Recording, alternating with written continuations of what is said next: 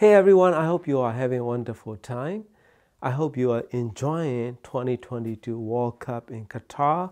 I would like to congratulate to our top 16 teams that just advanced, and especially United States and Japan. I'm really excited for those two teams. So go Japan and go USA. So today I'm going to share my experience of using these three R2R decks as I promised. Top one is this Custard R26, retail for $16.50 US dollars. The middle, the Dina Phipps Pontus 2, retail for 2,000 US dollar. And the bottom is Leather Shoeman R2R deck, which retail for $1,400. So let's start with the features. If you are in need of a deck, the network streamer that you can connect to streaming, and as well as preamplifier or remote control, this R26 has all the features. Pontus 2 is pure digital to analog converter, as well as that Leather Shoeman. So these two doesn't have any remote control or network connection, which I prefer. Then if you want best build quality, Pontus 2, all these decks directly connected to my Sony Music server using OIE Neo Class A USB cable. For this time, I'm using Monos Audio silver-plated oxygen-free copper XLR cables because that's the only cable that reach all the way to the bottom shelf. But that is a good sounding, very neutral sounding cable. And then speakers, I'm using this JBL L100 Classic 75th, as well as this Pioneer TED S1EX. Sound sample that you're gonna hear is using the S1EX towers in this video, because you already heard sound sample, all of these three deck sound sample with JBL, so I'm gonna be using the towers. As usual, I went through a lot of different music, as well as my favorite music to some reference track that I use to test the frequency response and the way that the character of the sound signature of these decks. By the way, I recorded all my music from there. So that's where my desk is. As you can see, there's my camera. So there's my desk. So that's where I listen my music, and that's where I record my sound sample and video as well. So when I start going through all my music, three tracks that I really pay attention to, particularly in this video for review. This video review is the Deeply Disturbed by Infected Mushroom, and Michael Jackson Art Song, and Dua Lipa Don't Start Now. So let's start with that Leather Shoeman deck. So when I start listening Michael Jackson, that Art Song, the intro, first like 30 seconds, there is like a very low notes, like a synthesized effect, like bass notes are going through in the 30 or 35 seconds of an intro, just right before the piano notes roll in. That bass is really noticeable and pronounced using the S1EX. I try NOS on and off, right? So when the NOS is on, those notes are slightly, the bass notes are slightly blurry, as well as the intro piano notes are slightly less focused and precision with NOS on. So I turn the NOS mode off and I start the music all over again from the beginning. Then what I notice is with the oversampling, those notes are more precise and more pronounced, as well as the piano intro is more sharper and more precise and more refined. So that is my experience using that track with the Shoeman deck, right? Then I switch over to Deeply Disturbed by Infected Mushroom. Same thing, but for that track, I like the way that it can produce in NOS mode, slightly more engaging. Even it can still provide you with really good dynamic attack and impact, as well as really good immediacy using NOS mode. So if I switch off or if I turn off the NOS mode, that is the same thing, slightly more focused and more pronounced and tiny bit brighter than the NOS mode. With the Schumann DAC, I switched to that Don't Start Now by Dua Lipa. The reason I like that track is the way that they record it is very noticeable. You should try it. I mean, if you are especially comparing different type of audio components, NOS mode on and off, and the intro of the Don't Start Now music and her vocals and the way that it can reproduce the sound is very noticeable. Original recording quality is pretty decent, but even though not the best. But when I'm using that Schumann R2 or DAC with the NOS mode on, her voice, Dua Lipa voice is slightly less sharp, but a little bit more engaging to listen. That's how I will put it. The rest of the notes are very comparable to, oversampling mode, still producing really good precision notes and detail, but there are a little bit of glariness surrounding an overall frequency range if I'm using NOS mode in that particular track. So that is another thing that I would like to advise is doesn't matter what kind of R2 or DAC you use or NOS mode on and off, because that is all personal preference, okay? There is no wrong doing anything as long as you enjoy listening to it, right? That's me. I don't know about other people. So some of the tracks I like with NOS on, some of the tracks I like with NOS off, which mean oversampling. So that Dua Lipa track, I slightly prefer with the oversampling mode when I'm listening with the letter Schumann. Don't Start Now track intro has a little bit of static added noise in that track. That is slightly less noticeable with NOS mode on, more precise and clearly noticeable with oversampling mode. That is using letter Schumann DAC. Then I switch over to Pontus 2. Pontus 2, I started with the NOS on, which I always have been. The two lights on, meaning NOS mode on. The one on the middle, at the middle is the NOS button LED, indicator light that you can see there. So that is always been on, whether using JBL or S1EX. When I started listening that track, Don't Start Now again, I slightly Pontus do it a little bit more neutral. Notes are a little bit more precision, a little bit better, tiny bit, okay? Better, precise and more separation, a little bit more air between the notes. That is Pontus 2 with the NOS mode on.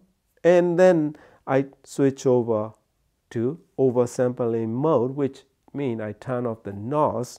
Then slightly brighter and slightly more forward in terms of sound reproduction using very same track. So then I changed the track to Michael Jackson Art Sound.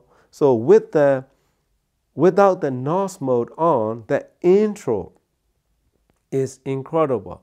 Bass notes, that rolling intro, bass notes are really precise and pronounced and incredibly accurate.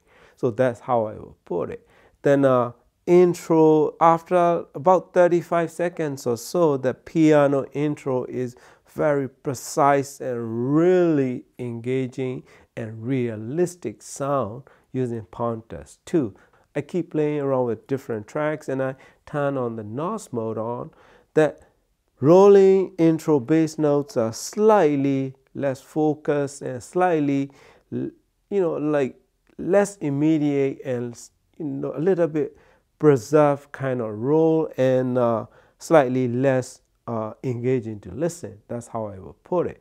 But the rest of the notes are softer and more like a little bit more easier to listen. That's how I will put it. So that's how differences they can produce in based on what recording you're playing, right? On DSD music playback, there is no NOS on and off. These all three decks can do pure native DSD. So what you have in your DSD file, that's how you will hear it back. So which I might prefer method of listening to digital music. So in the DSD mode, I like all of them. That is, I'm being totally truthful with you. Okay, I like all three and I can live with them. Okay, if I'm only playing DSD file. So the question is, when you're playing PCM file, that's where you can play around and you can, have a preference which one you prefer, and depending on your system as well. I changed the track to that, deeply disturbed by infected mushroom using this Pontus 2. Again, I tried NOS mode on and off. What happened is the intro notes are, with the NOS mode on, less attack with the a little bit more artistry to it. That's how I would put it. It's not veiled or it's not blurry kind of a stereo image.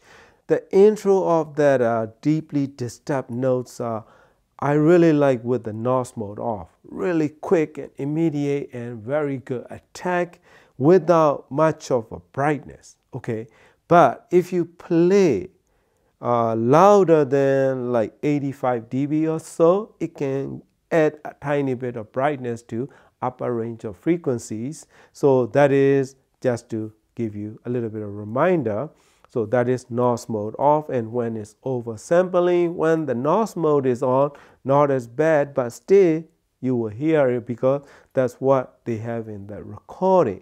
Then I switch over to this Gusted R26, and then I start the music again with the Don't Start Now from Dua Lipa.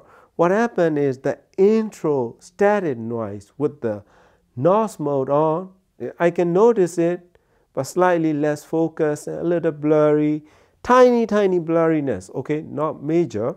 Her voices and vocals are a little bit forward, right? When I'm listening that Dua Lipa, Don't Start Now with this R26, slightly forward, and her voice is like right here, right? Like where I'm standing right here.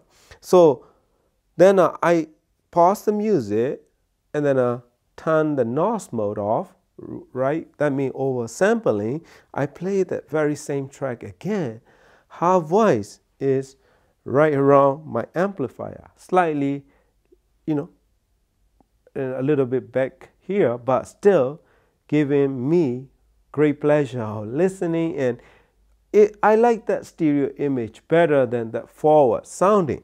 So then I will show you this R26 is a few dB louder than other two decks, like 3 to 4 dB louder, because that's another thing that many reviewers fail to mention, or they did not notice, or sometimes when they have very flat sounding speaker, meaning very accurate neutral sounding speaker, then they will get excited when they hear the equipment with the forward sounding sound signature. If you have that kind of setup and speaker, then it will be great choice for you if you want to use Gusted R26, because Gusted R26 is the slightly more forward in like upper bass to upper mid-range region is more noticeable, as you will see the wave file or wave image right here as I compare with the names on it. So that's the difference in sound. I mean, the most noticeable is the forwardness in Gusted R26, and then the loudness in Gusted R26 compared to other two. I listened to that Dua Lipa track with NOS mode on and NOS mode off. When I turn off the NOS mode, when it's oversampling, the static noise in the intro is much more enjoyable to listen, more precise and more better produced. That's the lack of words. because that's the only thing that I come up with right now. So that is the most immediately noticeable placement of our voices and vocal, as well as instrument placement and instrument sound reproduction with the NOS mode on and off. That's where there are differences. So the loudness wise, Pontus 2 and Schumann are about the same. They don't sound forward, neutral, and clean sounding decks that you can have. Gaster R26 is most noticeable with NOS mode on and off in terms of precision notes and sound reproduction, as well as the forwardness that you will notice. Personally, if I'm using Gaster R26, I will not be using NOS mode on at all, because I prefer the way they sound with oversampling when it's playing BCM files in my system, either of my speakers. And then Gaster R26 is least brightness in sound. Okay, that's how I will put it.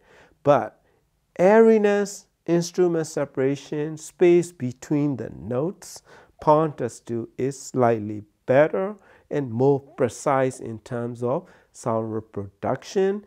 Gaster R26 slightly softer, and the bass notes when I'm listening to Michael Jackson art songs intro, the bass notes are, whether I'm using NOS mode on or off, slightly less noticeable, slightly less precision compared to Pontus 2. So Schumann and Gaster, if it's volume match, very identical in that track when I'm listening.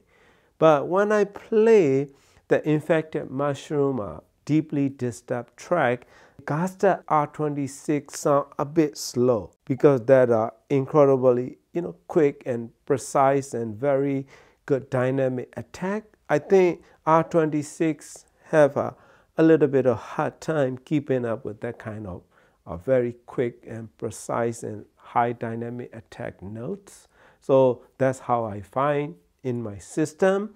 If I'm using S1EX, my order will be Pontus 2, Schumann, and R26. If I'm using the JBL, my order will be R26, Schumann, and probably Pontus 2 in NOS mode.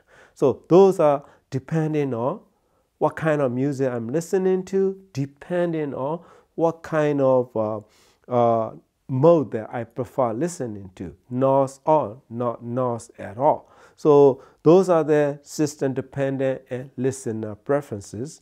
But all in all, right, most neutral, without forward or recessed, or without adding extra things, most neutral, and I would say probably one of the most accurate sound, that will be Pontus 2, Schumann, and R26.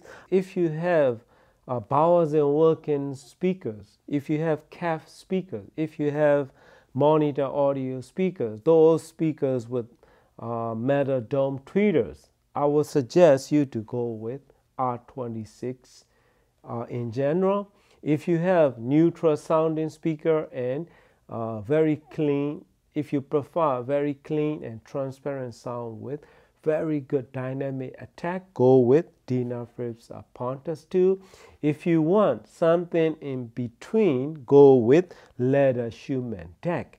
Overall sound signature wise, Gaster R26 is the softest of all three. Okay, Schumann deck is the middle.